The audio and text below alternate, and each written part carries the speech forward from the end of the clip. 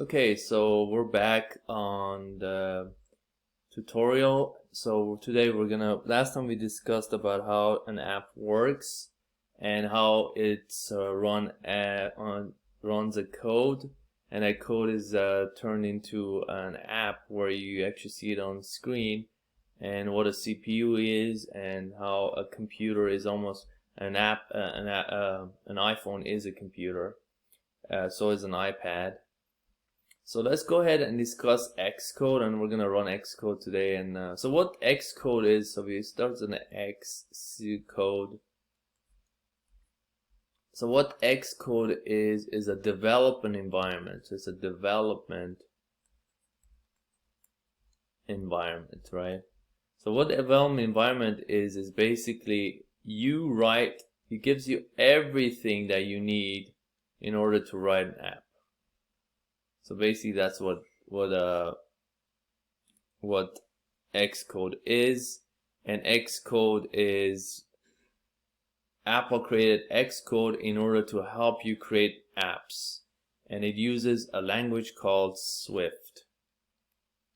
I mean, you can write other languages on Xcode too, because C++, there's another language. It's kind of like having different languages, you know, have French, German. It's exactly like that, but they share commonality, these languages together. C++ is a more deeper language, closer to memory. So when you write a code, you're writing more closer to memory, rather than Swift is farther from memory. Because what happens is when you do compilation, it goes through several stages, right? And one stage is if a language is closer to memory, it runs faster. That's why they use C++ for games. They want it fast.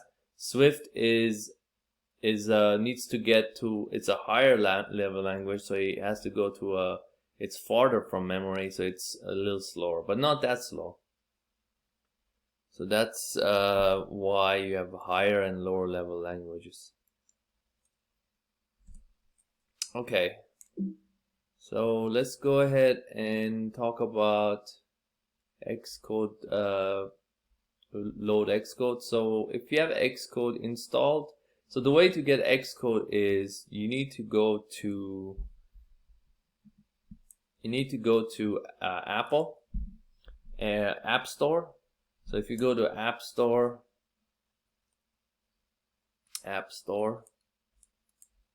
you will see something called Xcode, just like that, and search for Xcode. And once it does take 2 hours to download. It's a big download. So go ahead and stop this video, and then we'll come back and go over Xcode and all the features that Xcode provides. I'm gonna do like a brief overview because you don't need to know everything on Xcode. Another thing with programming is you don't need to know everything at once. You're gonna learn as we go on, and the only thing that I want to tell you is if you want to learn programming, if you want to learn app development, if you want to create your own app, practice makes perfect. So practice.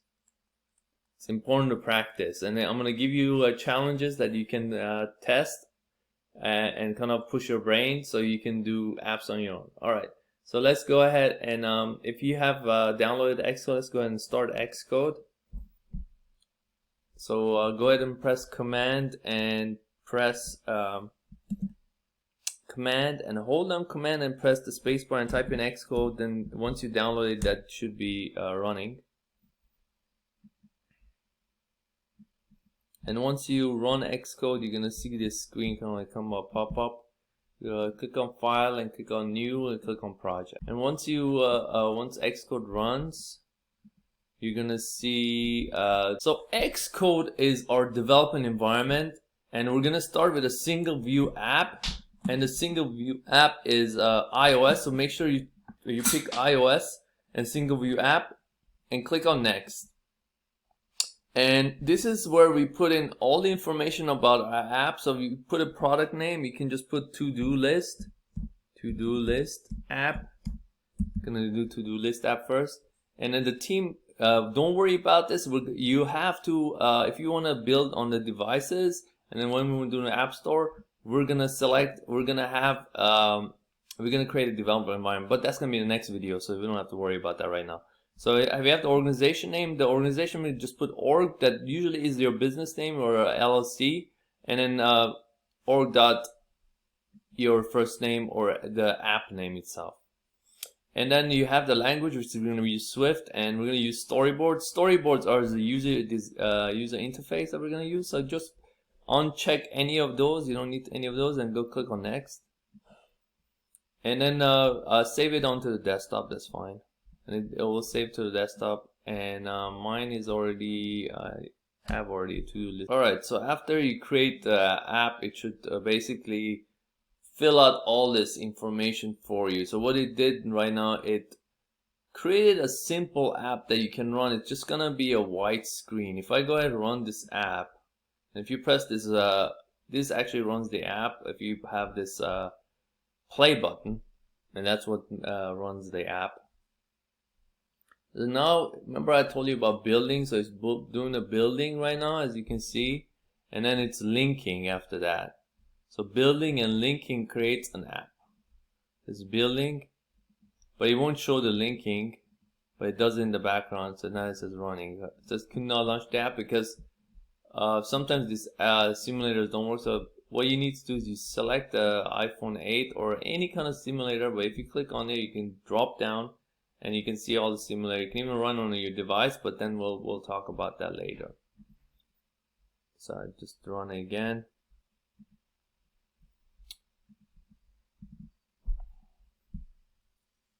So you should now it's doing the run. Actually, I'm sorry, it's linking, then building, then running. So it has to link and build, then run. Because building does the association of linking to create the executable file. And now that's the executable file that it has now to run. The way it works with the app, it creates this .app, and that's the executable. Like basically a blank screen now. There you go. Blank screen. Because what happens is right now we have nothing written, but what we're doing is we're displaying a blank screen. The reason we're doing that is because we have a blank interface right now. So go ahead and press stop. Let's stop, and I'm going to discuss what Xcode does. All right. So we have this part right here. And this part is everything, all the file hierarchy. So you have the app delegate, which tells you like basically what stage of the app is running. Is the app in the background? Is the app in the foreground? Is the app coming from the background to the foreground? You know, so remember when you hard close the app, you're resigning the act. Basically, you're saying shut down the app. And it has a state. It's kind of like a, you know, when you walk, that's a state. When you run, you know, so it's kind of like that with the app too. And then you have the scene delegate. This is this new way of basically saying that the scene went active foreground, like just like I just talked to you about the state. And this is where we write the code. And right now we have a view controller, and I'll discuss the view controller in a moment. And then we have this main storyboard, which is the user interface. This is where we actually design the interface for the app.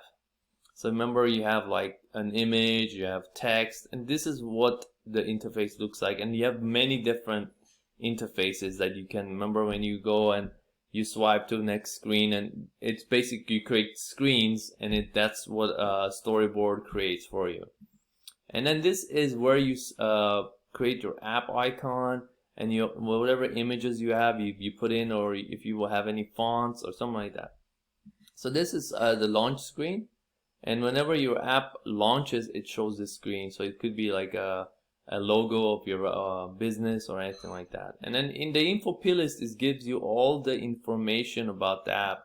For example, what orientation you want. This info plist can be also accessed if you press here on the to-do list app, the main actually the top hierarchy, and if you press general, and if you click on info, you can actually do it exact like this. And if I change anything here in general, let's say I wanted to I want my app not to be in landscape left and landscape right. I just want it on portrait. So it's just gonna be a portrait orientation. It's not gonna be you know, landscape kind of like horizontal. It's gonna be just vertical. So that's that. And then now in the main content view, which is this main content view, this is all the information of the building of the app. Build settings, we'll talk about it later. We don't need any of that, but this signing capability is what helps you. So you pay $99 to Apple, and it lets you put the app in the store, and you sign up as a developer. And basically, we'll do that later when we are gonna submit it to the App Store. We don't need that right now. So if you press in general, and we're gonna go ahead and look at this side. So if I go to the storyboard, and this is where we design the interface, and if I open the side right here, this is the property inspector. That's what it's called, because what happens is I have a property library. If I press this plus button, I can take a label and I put it here. So what I do is I just drag the label over. And if I drag it and just not let it go, so if you press the left mouse button and hold the left mouse button and drag it over, so I'll do that again. So if you press this plus button, it gives you a library of controls, and you can just press the left mouse button, hold down left mouse button, don't let it go until you get to the screen, and you'll see this line draw. So it's this line. That means it's in the center, so let it go then. Then now you're gonna see all these properties for this. So what it is this is a label, the text that you put into the app. So now you're designing the app. Remember, you're designing the app first before you, and then you write code, and that code get executed. And like we discussed, this is your computer, but this is your screen that you're creating. This screen gets saved inside the memory, and it gets run, right? Because it has to build everything together to create an app. So remember how we're creating the house first before we build it, right? All right, we designed the house first before we build it. So we have this property inspector. So what I can do is I can change anything I want about this text. I can change the background color. I can change the size of this. I can go like this. I can say change it. I can change what it says. You know, I can change the I can do a lot of things, and I can do all this with also when writing code. I can do exactly the same thing. So this is more like a user, like you can do it with visually, and the other one is with code. So we're gonna learn both ways. But if you have a text right now, and I just put it in the middle, right, and I'll put hello, my first code or something, so you actually wrote your first code today, my first code. Okay, so you have your first code here. So we can also do like a button. So let's go ahead and press this library button again, and you can actually search for a button.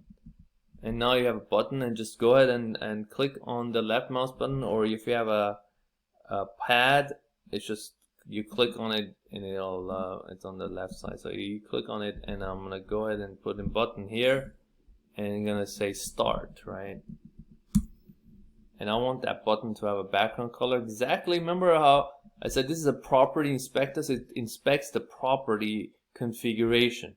So if I press this and I say background color blue, and I want it to be a little bigger, so if I increase the size of this text, it will automatically resize the start button.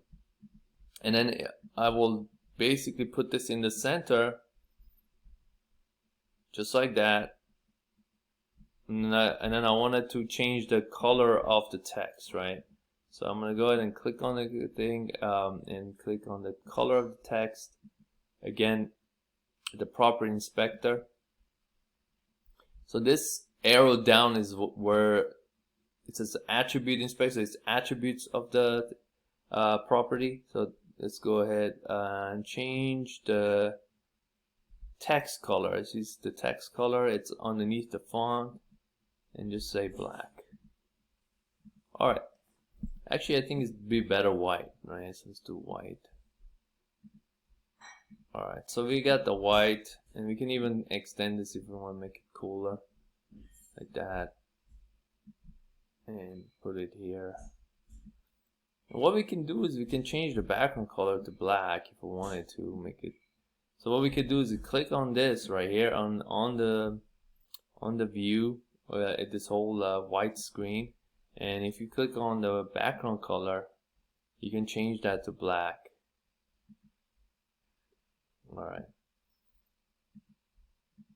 All right, so if you run this, you should see no more white screen. You're gonna see my first code, and you can say start. Okay, so we'll run this code. All right, there you go. So it's kind of disoriented because we haven't done the layout yet, but this is how you can press it and you can start, and this is my first code.